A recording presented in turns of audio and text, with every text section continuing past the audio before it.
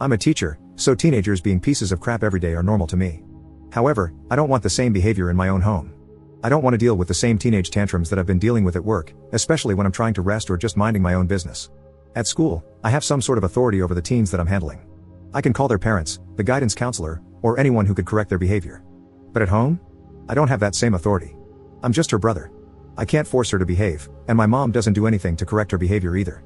I've had a heart-to-heart talk with my mom and she thinks that my sister is innocent. She thinks that my sister is just joking. She genuinely doesn't think she needs to discipline my sister. I get that siblings being annoying are normal, however, my sister is old enough to know that her actions have consequences. Not only that, but her words can ruin me and my career.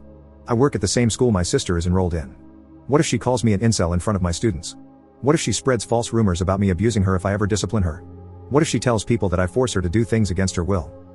My dad and I pay 50-50 for everything because his salary alone can't sustain all of the bills. I live in the Philippines where even up to 5 generations of families live under one roof.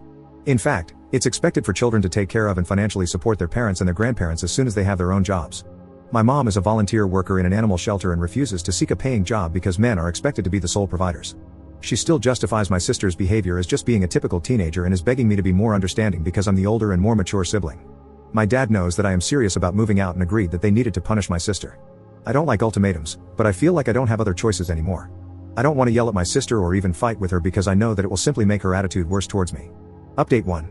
Shortly after I gave my ultimatum, my dad punished my sister by taking away everything I bought for her, like her laptop, her phone, her PC, and her Switch.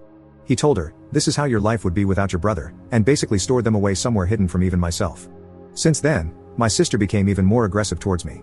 She calls me daddy's boy, snitch, coward, and many other names whenever we pass by each other both in public and at home. She even started to throw things at me unprovoked even when I'm not looking. They were soft things like towels, socks, stuffed toys, or handkerchiefs, but still. My mom keeps making excuses for her, and even consoled her when she was crying over her things being taken away. That was when I fully realized and accepted that she was mom's favorite. When I finally told my dad that I wanted to move out, he was understanding. He kept apologizing to me for not doing anything earlier because he was always at work. He's now making up to me by helping me look for an affordable renting space. He's also being a real champ right now for wanting to pay for the first 2 months worth of rent despite me telling him that he doesn't need to.